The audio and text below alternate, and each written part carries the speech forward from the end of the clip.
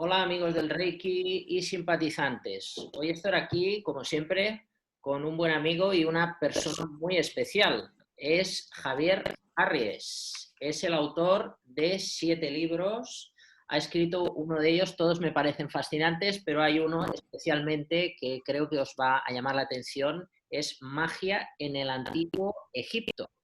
Por nuestro método de Reiki egipcio, el Reiki de los faraones, he pensado que Javier nos podría dar una exposición de su visión sobre el Egipto mágico, porque vamos, solamente su portada ya invita a leerlo. En breve pondré la portada para que veáis la imagen que os va a seducir mucho. Javier, gracias por estar aquí, bienvenido. Encantado, estoy encantado de participar, claro que sí, Joan. Bueno, yo sé que has escrito muchos artículos en revistas como Año Cero, la revista Más Allá, Enigmas, y bueno, una que especialmente yo le tengo mucho cariño, Karma 7. Sí, sí, sí, por ahí empecé. Esos fueron mis primeros pinitos, como quien dice. Cuéntanos, este libro de magia en el antiguo Egipto, tan sugerente para nosotros, los amantes del Reiki de los faraones, ¿en qué consiste? Pues mira, es un estudio que me hice planteándome que hay muchos libros académicos sobre historia de Egipto, sobre vida cotidiana. Es fácil encontrar mucha bibliografía respecto a ese tipo de temas, ¿no? Pues las conquistas de Ramsés II, el cómo nace la civilización, pero los aspectos no ya religiosos, sino mágicos, ¿no? El cómo se entendía la magia en el Antiguo Egipto, que para ellos era muy importante, la verdad es que estaba muy dispersa. He encontrado, pues, que en los libros académicos se comentaba algo, pero muy poco, muy mal. Entonces, ese era un tema, a mí el tema del pensamiento mágico me fascina desde que soy pequeño, y Egipto desde que soy pequeño también, como a nuestros oyentes seguro, la egiptomanía cala hondo. Entonces, siempre han dado reuniendo trabajos, etcétera, sobre ese pensamiento mágico. Y en este libro lo que trato de plasmar es cómo entendían los egipcios desde el punto de vista de un egipcio medio, desde el punto de vista del propio faraón, de los oficiales del faraón, es decir, de todos los estamentos sociales, cómo se entendía el mundo desde un punto de vista mágico. Y es que es fundamental, porque la magia para ellos estaba presente en todo. Es decir, no había nada en lo que no participaba esa magia. Cuéntanos esto de maldiciones. ¿Se hacía magia negra en el antiguo Egipto? Pues verás, no hay constancia de que se hiciera por parte de las clases populares. ¿Por qué? Pues porque evidentemente no había escritos, ¿no?, que reflejaran eso. El tema de la magia negra, de la práctica de la magia negra por parte de la población normal, por decirlo así, empieza a aparecer en el Egipto tolemaico, es decir, cuando vienen los faraones de origen griego, que derivan de Ptolemaios, del general de Alejandro Magno, pues a partir de ahí empiezan a aparecer en Alejandría y en otros sitios un montón de escritos que podemos tratarlos incluso como de grimorios, ¿no? Como de esos textos medievales en los que aparecen todo tipo de fórmulas, algunas buenas, otras no tan buenas, ¿no? El tema es que en el caso de las maldiciones, nos puede parecer que es magia negra, no siempre lo es. Es decir, cuando lo hace un brujo para atacar a alguien de manera injustificada, evidentemente es algo negativo, o para forzar la voluntad de alguien. Por ejemplo, para mí un amarre es evidentemente magia negra, ¿no? El hecho de querer forzar la voluntad de otro para que responda a tus deseos amorosos, ¿no? Eso es magia negra absoluta porque rompe con la voluntad del otro. Bueno, pues en ese tiempo están llenos los textos de ese tipo de cosas. Antes no había bibliografía. Pero como te digo, aparte de ese uso desenfrenado, por decirlo así, de hechiceros, los sacerdotes podían maldecir no utilizando a los dioses del infierno, sino a los dioses del cielo. ¿Por qué? Verás, pues te explico. Egipto se consideraba a sí mismo como un reflejo del orden. Y si tú ves, si tú recuerdas todas las mitologías de cómo se crea Egipto, perdón, el mundo en general, pues surge un montículo de unas aguas del Nun, de los océanos primordiales, y a partir de ahí los dioses empiezan a crear el mundo, etc. Digamos que el sumum de ese orden es Egipto. Para los faraones, para los sacerdotes, para la gente de Egipto, todo lo que les rodea, que está más allá del desierto, la tierra no fértil, la tierra del dios Set, el dios negativo, por decirlo así, porque es el dios de la esterilidad, pues digamos que aliados de él. Había una cosa que ellos llamaban los 7 arcos, que eran 7 pueblos que les rodeaban, desde los libios, los asiáticos, etcétera. Y para ellos, esos pueblos eran representantes del caos y estaban en continuo conflicto porque, claro, esos pueblos querían entrar en Egipto para hacerse con sus riquezas. Entonces, los sacerdotes veían perfectamente bien el utilizar las maldiciones para acabar con esos seguidores del caos, ¿no? Porque querían entrar en ese orden que representaba Egipto. Y hacían pues todo tipo de maldiciones, efectivamente. Fíjate, para que te hagas una idea, en algunas fortalezas, porque claro, generalmente este tipo de rituales se hacía en las fronteras, donde estaban esos pueblos que querían invadir. Pues han encontrado, en principio, restos de cerámicas como de platos, en los cuales se habían inscrito en letra roja, en tinta roja, perdón, que es la tinta de Set, la tinta de lo malo, de lo negativo. Se escribían los nombres de los jefes de esos pueblos, de aquellos que querían acabar con Egipto, los nombres de los propios pueblos en sí, y esos cuencos eran destrozados en rituales pensando que lo que se hacía sobre la vasija repercutía sobre aquellos a los que representaba. Después de eso empezaron a utilizar figuras de arcilla que representaban a esos pueblos. Por ejemplo, a los nubis pues los representaban como, pues, con las características del pueblo nubio, rasgos negroides, y además, fíjate, los solían representar en ocasiones como prisioneros de guerra, es decir, atados con las manos hacia atrás y arrodillados. Y sobre el pecho escribían los nombres de sus jefes, de sus príncipes, de todos aquellos que se consideraban enemigos de Egipto, y se les sometían a esos rituales también. Fíjate que siempre consideramos el tema de las muñecas, la típica muñeca que se utiliza en brujería para hacerle pinchazos, arrojarla al fuego y hacer daño a la persona a la que se representa, lo asociamos con el vudú. No, es mucho más antiguo. Es un ritual universal. Se encuentra desde el antiguo Japón hasta África, en Europa. En la Europa medieval las brujas lo utilizaban con muchísima frecuencia. Los sacerdotes egipcios también, como te digo, de manera justificada para acabar con los señores del caos, ¿no? Por decirlo así.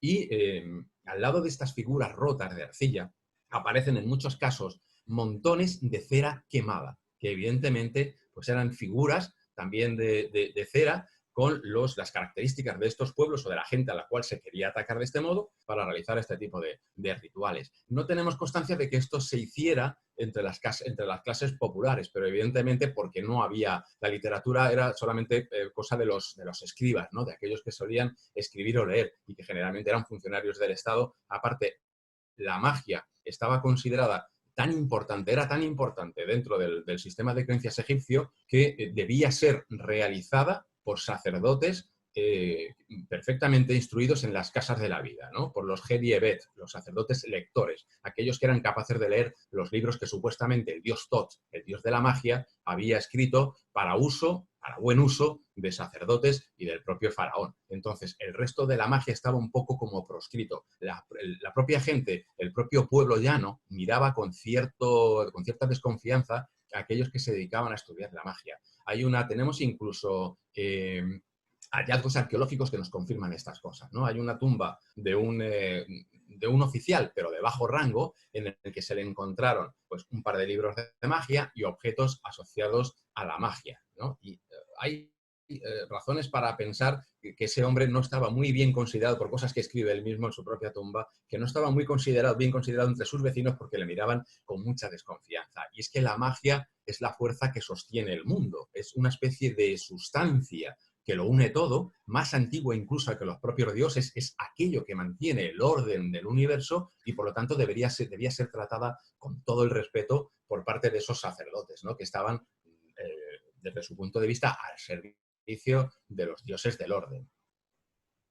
Javier, cuéntanos esas imágenes que vemos continuamente en Egipto, que hay como unos dioses transmitiendo una energía con las manos. Tengo entendido que esos son rituales funerarios, Claro. pero ¿nos podrías contar algo más sobre esta emanación de los dioses? Está en muchas partes, incluso no solamente los dioses, es decir, se puede ver a sacerdotes en muchos grabados, hay sacerdotes que están realizando poses muy concretas, poses muy claras. ¿Por qué? Pues todo nos remite a esa sustancia, ¿no? De la que te hablaba antes, que entre ellos se llama Heka, y el mago es el Hekau, aquel que es capaz de manipular el Heka. El Heka es una, como te digo, una sustancia primordial que nace con el propio universo. Fíjate, la palabra Heka está compuesta de dos jeroglíficos. Uno de ellos es el Ka, la representación del Ka, que como sabemos son dos brazos unidos hacia arriba, y eso representa el doble, es decir, ese mundo invisible que es prácticamente un doble energético del material. Y entre ellos hay un nudo, una especie de lazo, ¿no? Eso es la representación de la magia. Es decir, sería algo así, traduciendo los dos jeroglíficos como lo que activa el Ka. Eso sería lo que significa Heka, el Ka activo, es decir, aquello que es capaz de mover ese doble que tenemos todos, lo material y lo no material, las sustancias materiales, las plantas, los animales, las piedras, todo está lleno de ese Ka. Y el Heka es lo que mueve eso, lo que es capaz de manipularlo. El propio Heka era representado a veces como un dios abstracto al que no se le rendía culto porque era como una especie de pensamiento. Y fíjate, porque es muy curioso la forma en la que se le representa. Se le representa con forma humana, a veces es un niño, a veces un hombre, y arriba tiene una rana en la cabeza, una expresión chocante. ¿Pero por qué? Está muy bien descrita, porque la rana es como una especie de ser primigenio, ¿no? Al mirar a las charcas es como la vida primera, lo más antiguo, la vida más antigua, y la rana precisamente simboliza eso, aparte de la fertilidad. Pero además Heka está representado con dos serpientes agarradas en sus manos. Él las tiene cruzadas así y las sostiene y las agarra. Dos grandes serpientes que son, como bien sabes, la representación de esa fuerza invisible en la cual creen todas las culturas de manera universal.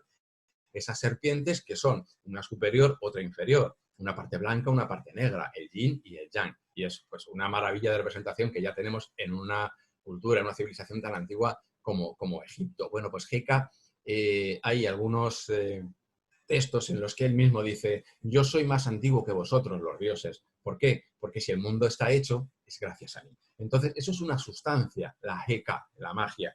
Es una sustancia que incluso en algunos textos se dice que se acumula en el abdomen. Se dice que el Hekau, el mago, acumula esa fuerza pues en lo que sería el Hara, en ese chakra, ¿no? Si nos remitimos a otras culturas orientales, bueno, pues en ese abdomen se va acumulando ese Heka y luego el sacerdote o el mago es capaz de hacer que fluya. ¿Cómo? De sus manos, es la forma más sencilla. También, por supuesto, de esos otros centros vitales que son los ojos, la boca, la palabra cargada de poder, pero sobre todo las manos. Y las manos pues las vamos a ver en montones de representaciones en las que tanto dioses como sacerdotes están pues en determinados gestos que nos indican que se está manipulando esa fuerza invisible y dirigiéndola, proyectándola, pues a veces, por ejemplo, hacia el faraón para bendecirle, para cargarle de ese Heka, y a otros pues para bendecirlos, etcétera, ¿no? Es decir, que evidentemente ellos creían que había una sustancia invisible que se proyectaba a través de las manos, y también, como te digo, de esos otros centros de poder que son ojos, boca, etcétera, pero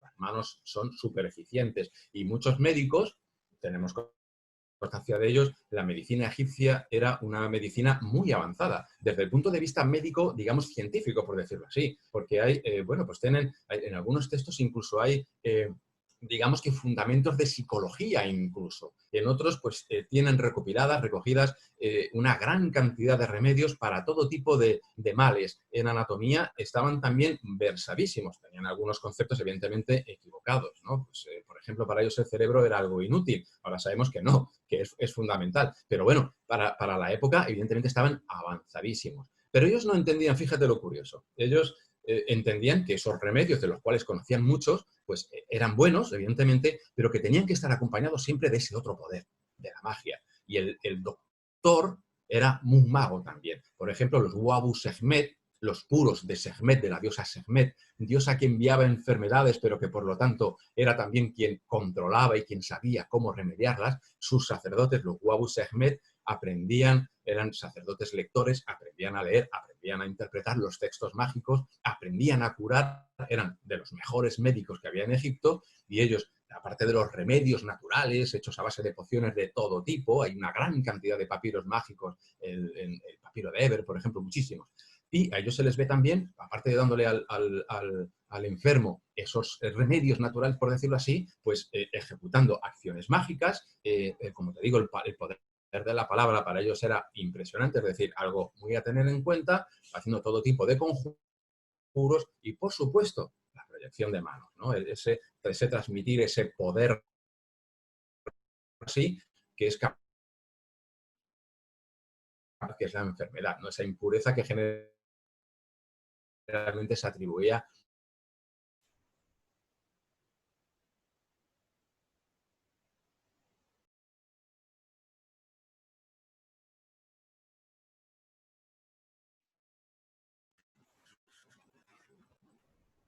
Javier, te hemos perdido por unos momentos. ¿Iván?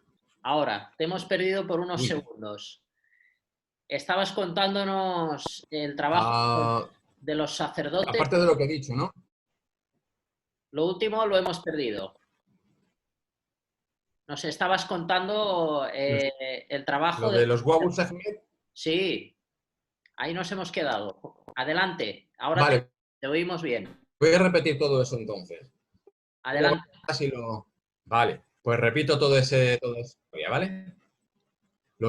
Algunos sacerdotes estaban dedicados precisamente a la medicina y eran sacerdotes que conocían pues perfectamente los textos médicos, digamos, los remedios naturales, pero que también aplicaban la magia. Una cosa no podía ir sin la otra. Por ejemplo, los Wabu Sekhmet, que significa los puros de Sekhmet. Sekhmet es una diosa, esa diosa que seguro que todos nuestros oyentes conocen, con cabeza de leona, una diosa terrible, una diosa poderosísima al servicio de Ra, es como el poder más intenso del sol, pues ella mandaba enfermedades. Había un tiempo en el que cuando se retiraban las aguas quedaban empantanadas y evidentemente eso provocaba enfermedades. Y entonces se decía que Sekhmet disparaba sus flechas, sus epidemias. Pero la diosa, lo mismo que era capaz de mandar enfermedades, conocía, tenía el secreto de cómo eliminarlas, de modo que los sacerdotes de Sekhmet, pues gracias a esos conocimientos, se dedicaban a aplicar esa medicina. Y lo hacían de dos maneras. Por un lado, utilizando los papiros en los que se habla de remedios naturales, pues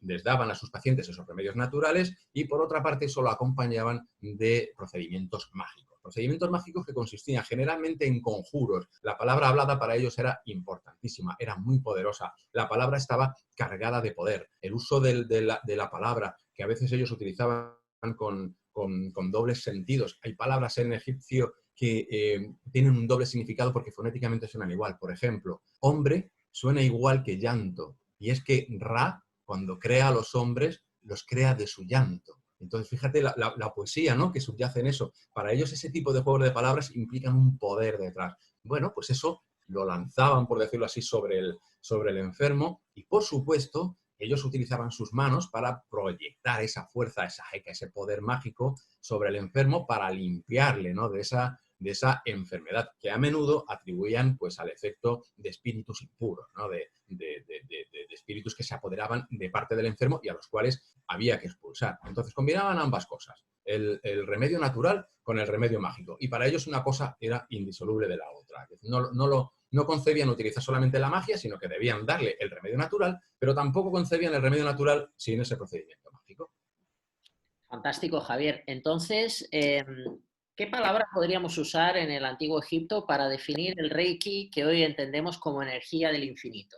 ¿Cuál sería la palabra? Pues yo, particularmente, la de Heka me parece la más adecuada porque Heka luego puede tomar, digamos que otras manifestaciones, pero Sahu, por ejemplo, o Wap, otras muchas, pero digamos que son más específicas. Pero Heka es ese poder impersonal, es esa fuerza que nos rodea y de la cual uno puede absorberla para luego manipularla y colorearla según la voluntad del mago, ¿no? Entonces es neutra, es un poder neutro, absolutamente neutro. Es el poder con el cual todas las cosas están vivificadas. Como decía antes, todo tiene un K, tiene un doble. Ese K, que es el que crea el dios Gnum, dios con cabeza de carnero, que fíjate, esa imagen preciosa que aparece luego en el Génesis, es un dios con cabeza de carnero que tiene delante un torno de alfarero. Y él es un alfarero con el que va creando no los cuerpos de los seres humanos, sino su K. Entonces, cuando una mujer queda embarazada, él crea el K que luego va a ir a parar al niño y que va a ser lo que le dé la vida, lo que convierta su cuerpo en algo que realmente no sea en algo inane, sino que sea algo vivo, algo que realmente responda y pueda moverse, etc. Y como te digo, si ese K es capaz de hacer eso es gracias a esa otra parte G, lo que lo activa. GK entonces es ese poder neutro que es el que manejan los dioses y pueden manejar a aquellos que saben también, aquellos que tienen los conocimientos adecuados y que han sido, siempre están súper pendientes los egipcios de que haya sido adquirido de manera legal. Es decir, no todo el mundo puede utilizar ese conocimiento porque es poderosísimo y se puede utilizar mal, ¿no? Los sacerdotes eso lo tenían clarísimo, muy en cuenta, y estaban sometidos desde pequeños, aquellos que iban a convertirse en Jeriebet, sacerdotes lectores, desde pequeños iban a parar con maestros en esas casas de la vida donde aprendían a leer, a escribir, a leer esos textos y se preparaban concienzudamente. Para ellos era importantísimo el saber manipular ese poder con buena voluntad. Javier, hoy en día existe algún jeca, porque yo sé que en Egipto está prohibida la magia. Entonces, me pregunto, de manera clandestina, ¿tú tienes conocimiento en Egipto o en el resto del mundo que estas tradiciones se hayan mantenido en el tiempo y que haya una práctica? En realidad, sí. Aunque no podemos decir, yo no me atrevería a decir, desde tiempos faraónicos ha sobrevivido una secta de... No, yo creo que desgraciadamente no tenemos pruebas de que eso haya ocurrido. Tampoco podemos afirmarlo porque si es oculta, pero si es oculta, evidentemente nadie se conoce su existencia, de modo que no podemos hablar de ello. Lo que sí está claro es que los procedimientos mágicos de Egipto nos han sido transmitidos y hemos heredado ese conocimiento. De hecho, yo lo suelo decir, lo digo en mi libro, lo digo en todas las ponencias a las que voy. Egipto no está tan lejos, ni en el espacio, ni en el tiempo. No está perdido en las arenas del tiempo. ¿Por qué? Porque lo hemos recibido, porque lo hemos incorporado. En algunos casos incluso con nombres. Hay un nombre que ya en castellano no se lleva, que es Onofre, pero seguro que todos tenemos algún tío mayor o algún abuelo que se llamaba así. Y Onofre viene del egipcio Unnefer, el ser bueno, que era el nombre que le daban a Osiris, fíjate. Luego, otras como Isidoro, por ejemplo, es un nombre que procede de la propia Isis. Eso ya en los nombres. Pero es que incluso hemos heredado muchas cosas. Fíjate, el mal de ojo, que diríamos, seguramente muchos dirán, pero eso es algo que es una creencia más bien del norte de España, Galicia, Asturias, Extremadura, algunos lugares y tal, y en Latinoamérica, donde probablemente lo exportamos con el descubrimiento, etcétera. ¿Qué va? Es una creencia universal que puedes encontrarte entre germanos, entre celtas, entre los propios romanos, donde se llamaba fascinum, la fascinación mediante la vista, pero es que lo tienes también ya entre los egipcios. Entre los egipcios se llamaba el ojo malo, el ojo que mata, y era representado como un ojo con un puñal, como si la mirada que salía de ese ojo fuera dañina. Bueno, pues fíjate, ¿cuál es el amuleto típico que se utiliza contra el mal de ojo? Que puedes verlo, por ejemplo, sobre todo en el norte de España, ¿no? La típica figa, ¿no? Este símbolo que vemos hasta reproducido a multitud de veces en azabache, en cornalina roja, en materiales que supuestamente son también objetos, sustancias talismánicas, por decirlo así. Bueno, pues esto, que nos puede parecer tan nuestro, resulta que es egipcio. Hay representaciones en algunas tumbas en las que ganaderos, sobre todo ganaderos, están apuntando, por ejemplo, hay una vaca, hay uno de ellos en el que una vaca está pariendo un ternero y hay un pastor ayudando a la vaca, tirando de las patas del ternero para ayudar a la vaca a que salga el ternero. Detrás de él hay un pastor haciendo el gesto. ¿Por qué? El nacimiento era algo importantísimo. Durante el nacimiento de una persona o de cualquiera se reúnen los espíritus impuros porque es como la reproducción de la creación del mundo y las fuerzas del caos rodean a la criatura que va a nacer. Bueno, pues ese pastor se está asegurando de conjurar a esas fuerzas negativas. Otro momento entre los ganaderos, porque ya te digo que aparecen bastantes grabados de este tipo, sobre todo entre ganaderos. Hay otra estela en la que se ve cómo el ganado está cruzando el río, las vacas sobresalen por encima del agua y hay una barca delante del ganado en la que van los pastores. Hay unos que se están ocupando de manejar la barca hacia la otra orilla y hay uno detrás haciendo el gesto así.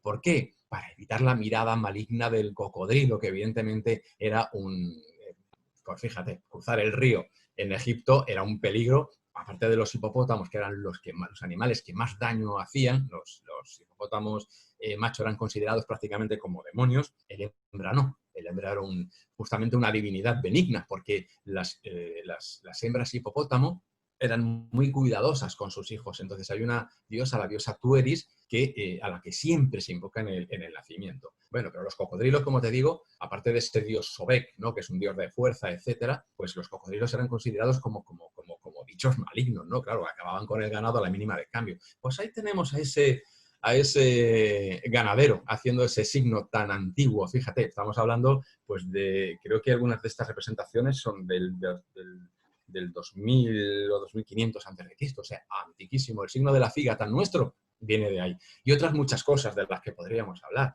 Antes comentaba el tema, por ejemplo, de cómo en magia se actúa mediante una figura que te representa, no siempre para mal, porque siempre, claro, siempre nos llama la atención lo más escandaloso, ¿no? Que es el uso malo de las figuras de cera, pero también se puede utilizar para beneficiar, es decir, es todo como proyectes tu pensamiento, para lo malo o para lo bueno. Bueno, pues ese uso también, evidentemente, los egipcios lo utilizaron y ha llegado hasta nosotros, y muchas cosas más.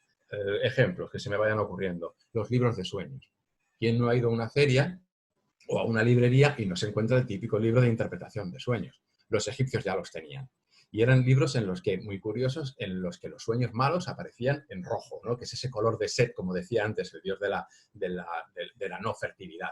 Y los que eran buenos estaban en negro. Y eran pues como los libros que tenemos ahora. Digamos que como una especie de diccionario en el que se comentaba lo que significaba el sueño según el libro, ¿no? En otros casos, por ejemplo, los libros de días fastos y nefastos.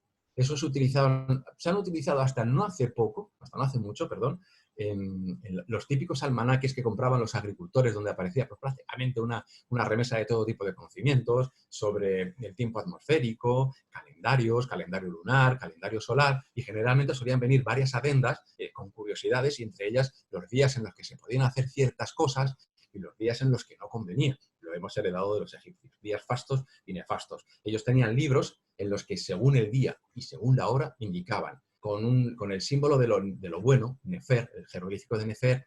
Varios Nefer significan cuán buena es esa hora para hacer cosas, y el símbolo de lo malo, pues para indicarte pues cuán malo es. De modo que los días que tienen varios Nefer, todos Nefer juntos, son días estupendos para hacer todo tipo de negocios y de cosas, mientras que aquellos en los que el símbolo de lo malo domina, mejor estarse quieto en casa.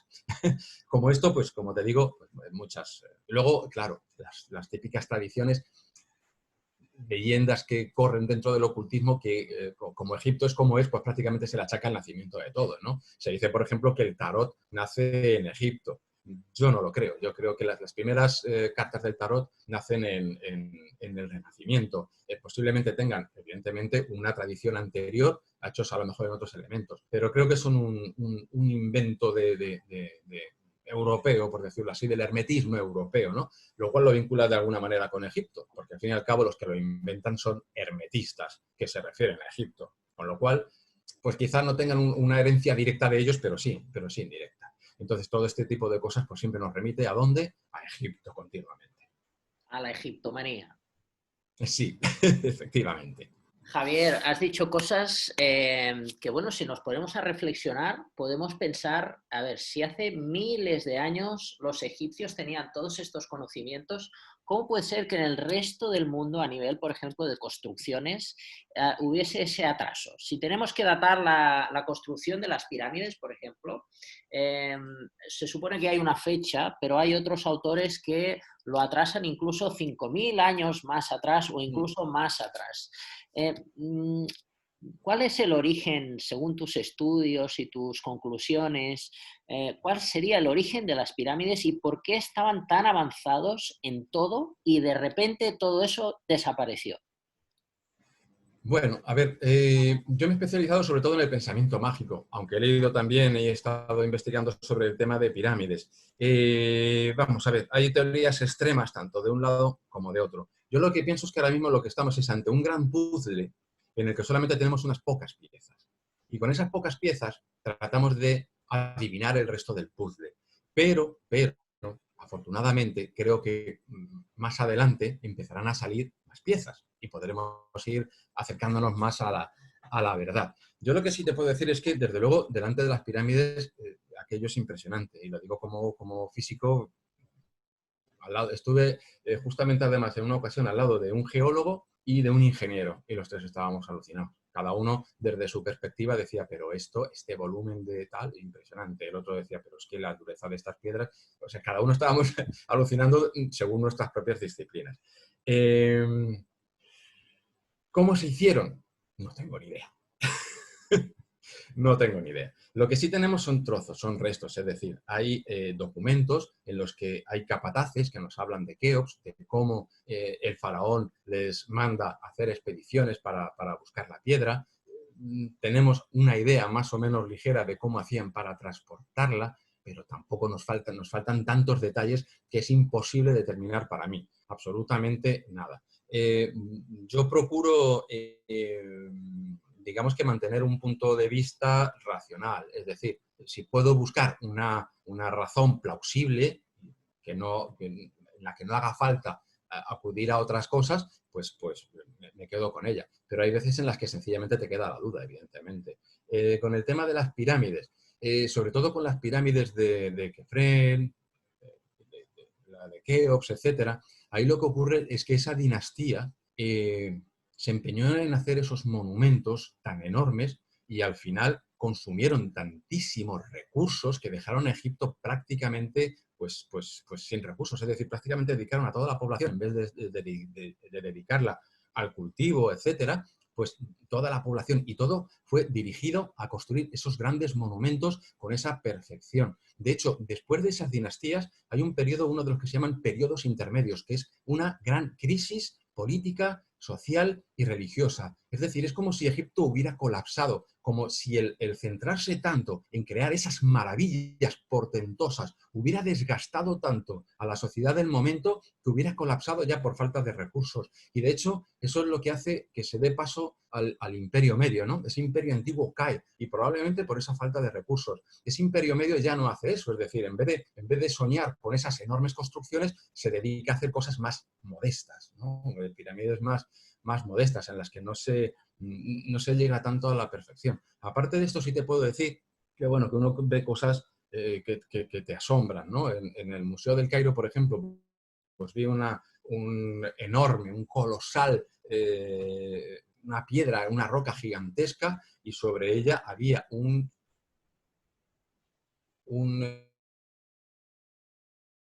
hecho en la roca como si lo hubieran cortado con una sierra. Es alucinante. ¿Cómo lo hicieron? No lo sé. Muy problemático, porque hasta ahora ni siquiera se han encontrado herramientas de hierro.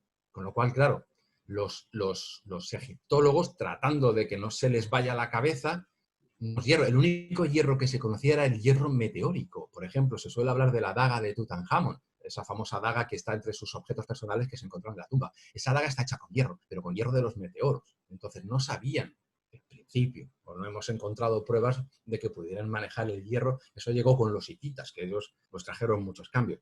Pero en principio, entonces, solamente podían utilizar herramientas de bronce. Es fascinante.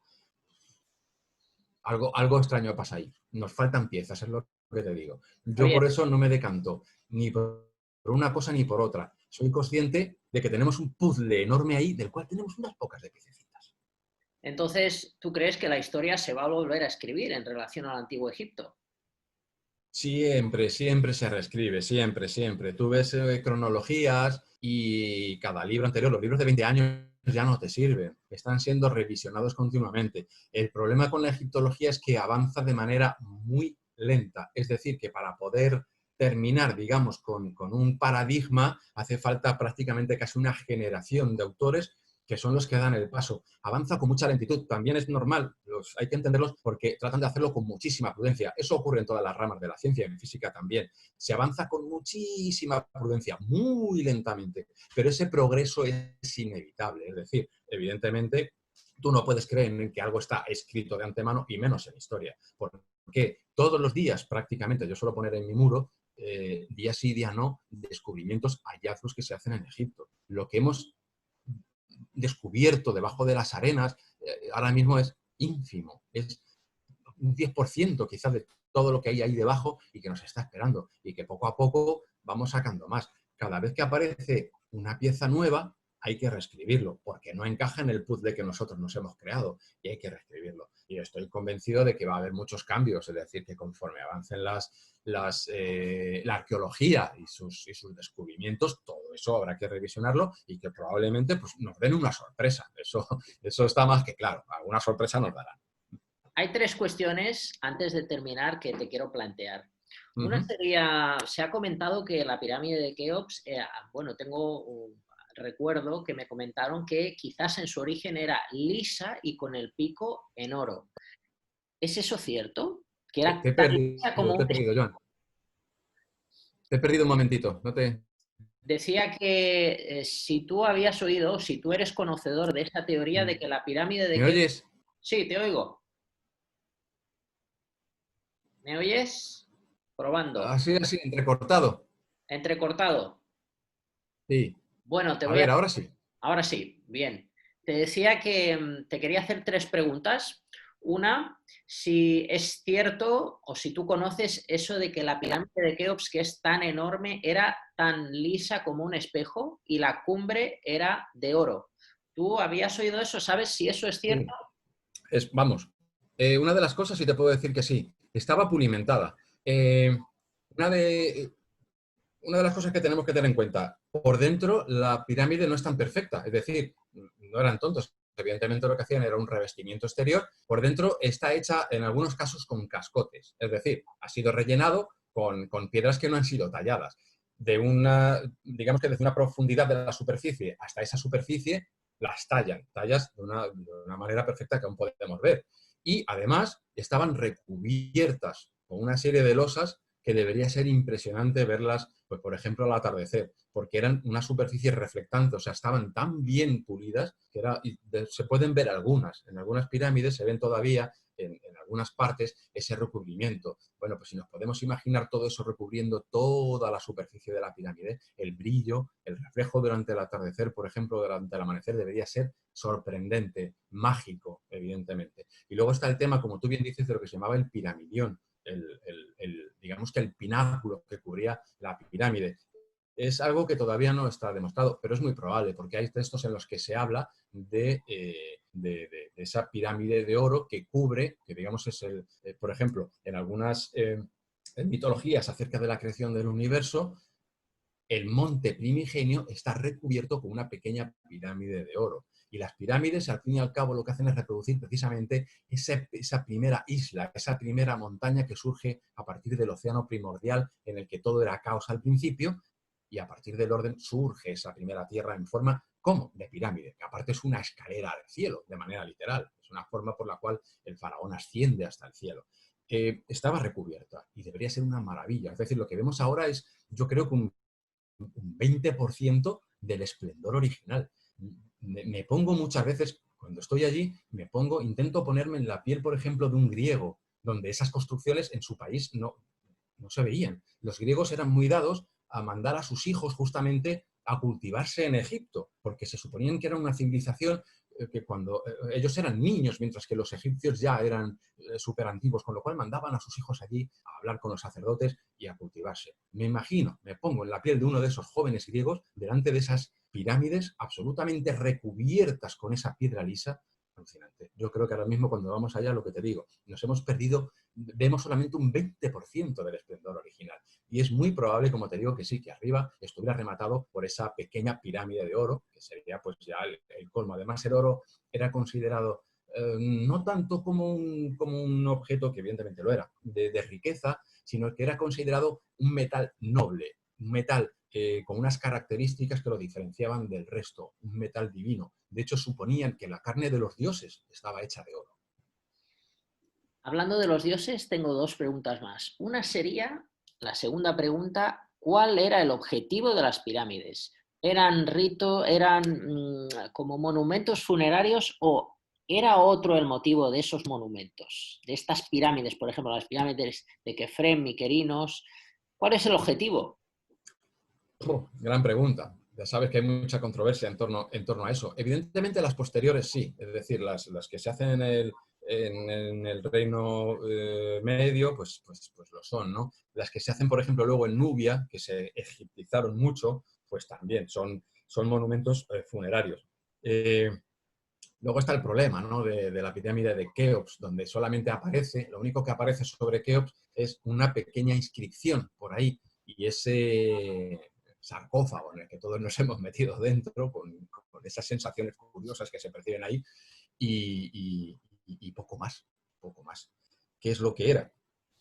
A ver, si era un monumento funerario, era como diría Christian Jack, ese egiptólogo francés genial, era una máquina de resucitar. Es decir, una máquina para ascender, para subir a otro nivel de existencia, ¿no?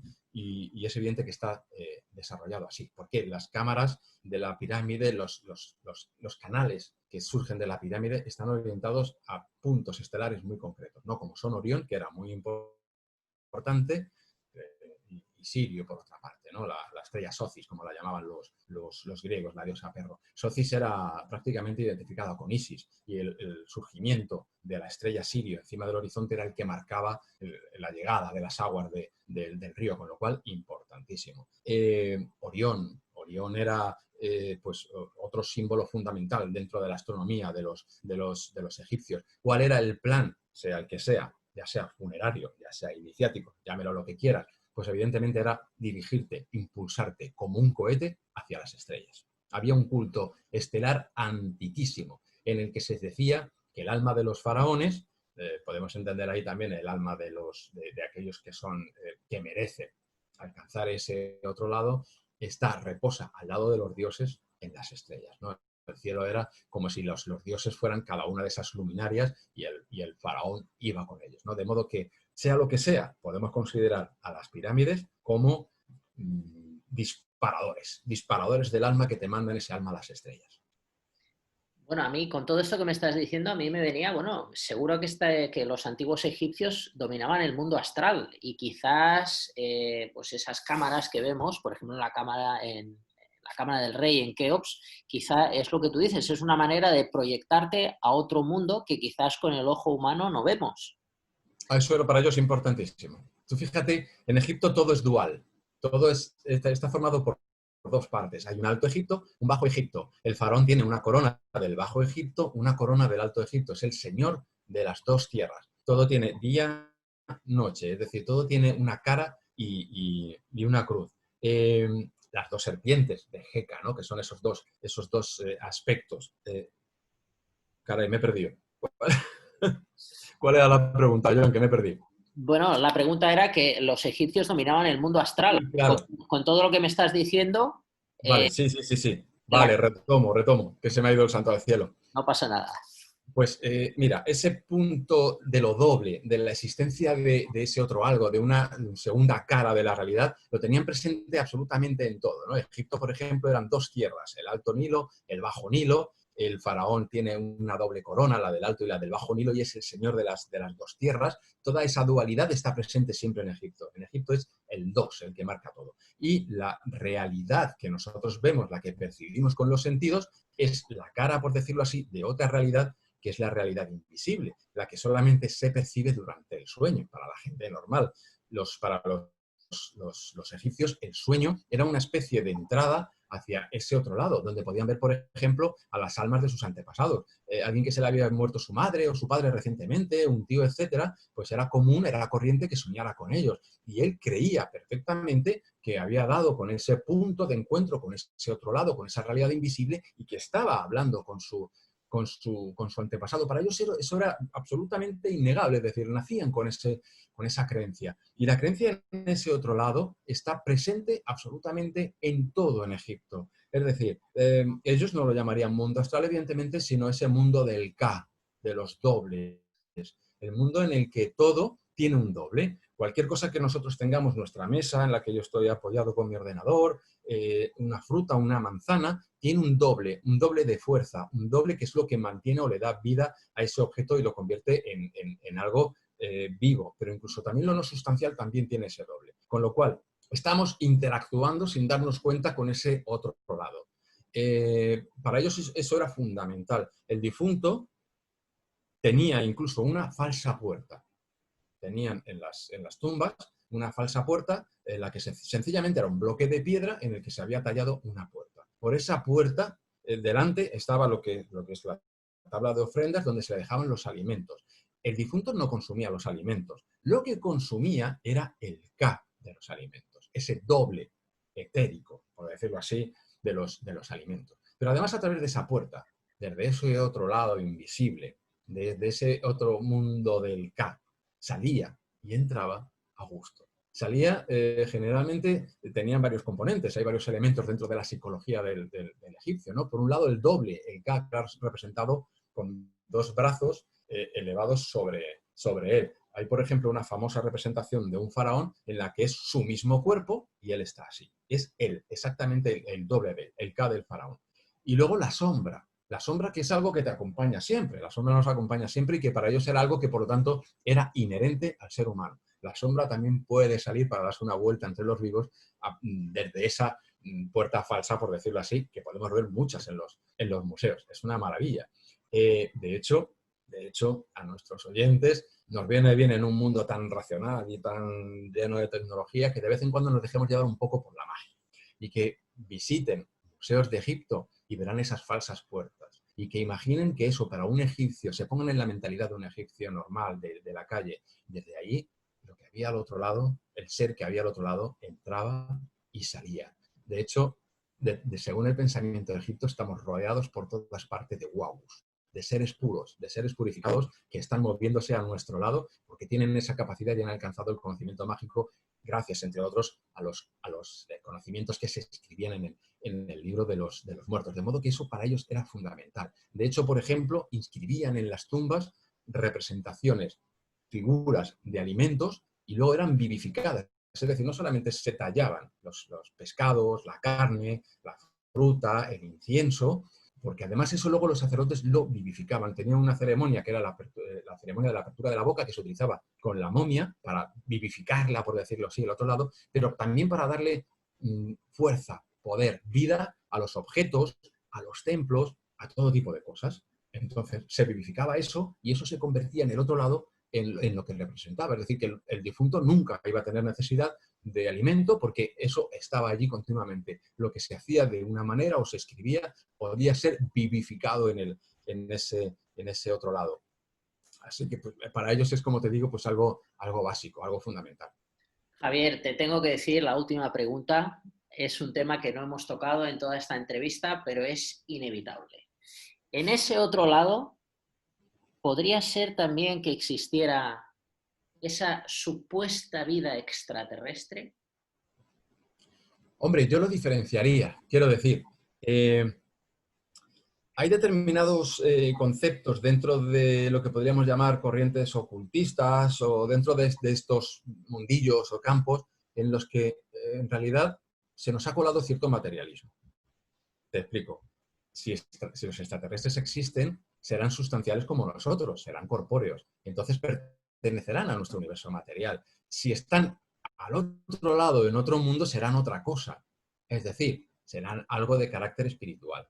A mí sí me gusta distinguir, y creo que nos escapamos de ese materialismo que se nos va colando por ahí mezclando cosas. Sí me gustaría distinguir, como hacen los egipcios, que hay un mundo denso, material, donde, el que perciben nuestros sentidos, pero que hay otra realidad que tiene sus propias leyes, por decirlo así, sus propios habitantes, incluidos nuestras propias conciencias, y que forma aparte. Entonces, mezclar esos conceptos, para mí me chirría un poco. Es decir, si hay extraterrestres, pues serán cuerpos densos como nosotros, porque si están en ese otro lado no son extraterrestres. Es decir, extraterrestres es aquello que está fuera de la Tierra. Y hablamos, por lo tanto, de nuestro propio sistema solar, de algo denso, de algo material. Si es algo que está al otro lado, deberíamos llamarlo de otra forma. Llámalo espíritu, conciencia, qué sé yo. Pero desde luego otra palabra. Es mi pensamiento, es mi opinión. Bueno, muy interesante. Entonces, descartamos que el origen de las pirámides sea de quizás posible creación extraterrestre. Queda descartado según tu estudio y tu opinión.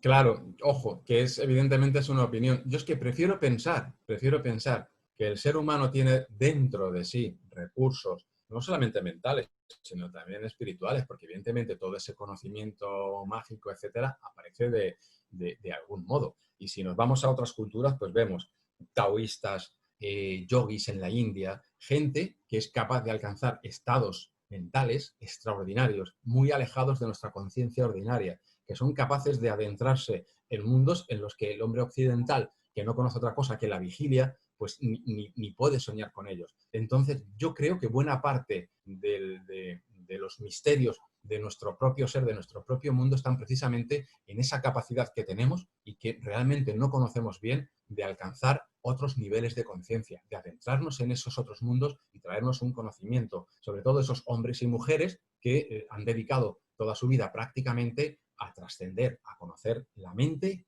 y lo que hay más allá de ella, lo que nos trasciende. Y yo prefiero apuntar por ahí, porque como te digo, el otro me parece un poquito materialista, es decir, recurrir a la tecnología cuando puedes recurrir a esas otras cosas de las que hablo, yo me quedo con esas, personalmente.